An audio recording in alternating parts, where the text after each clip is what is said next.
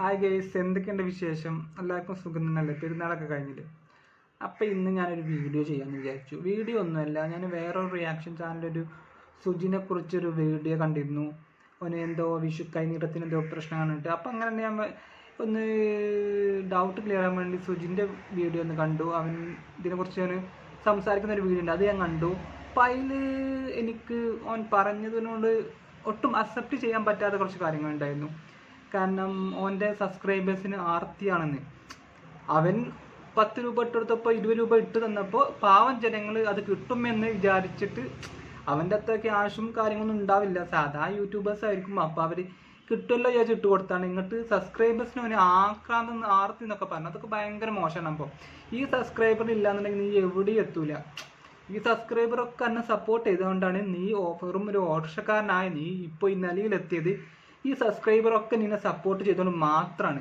അവരൊക്കെ ഒരു ആക്രാന്തം ആർത്തി എന്നൊക്കെ പറഞ്ഞ് ഇത്രയും കടന്നാക്ഷേപിക്കാൻ ഭയങ്കര തെറ്റാണ് സുജിനെ. നീ വന്ന വഴി മാർക്ക് ചെയ്താൽ നീ വെറും ഒരു ഓട്ടർഷക്കാരനായ നീ ഇന്ന് ഇവിടെ എത്തിയെങ്കിൽ അത് സബ്സ്ക്രൈബറിൻ്റെ മാത്രം കഴിവാണ്. അപ്പം അല്ല, ഈ സബ്സ്ക്രൈബറൊക്കെ തന്നെ അൺസബ്സ്ക്രൈബർ എന്ന് കഴിഞ്ഞാൽ നീ എന്താവും?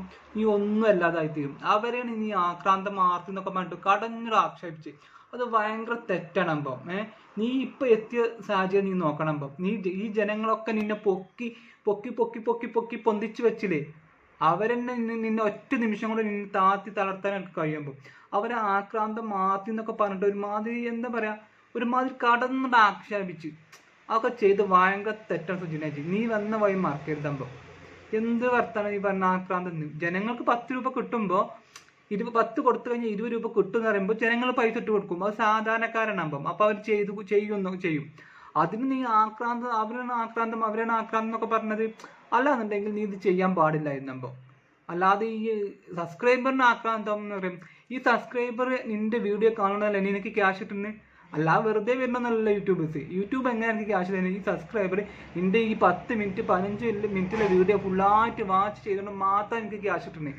അപ്പോൾ അവരങ്ങനെ കടഞ്ഞ് ആക്ഷേപിച്ചത് ശരിയായില്ല. അപ്പോൾ സബ്സ്ക്രൈബേഴ്സിന് ആക്രാന്തം എന്നൊക്കെ നീ പറഞ്ഞാൽ ഭയങ്കര തെറ്റാണ് സുജിന. ഒന്ന് ആലോചിച്ചാൽ നല്ലത്.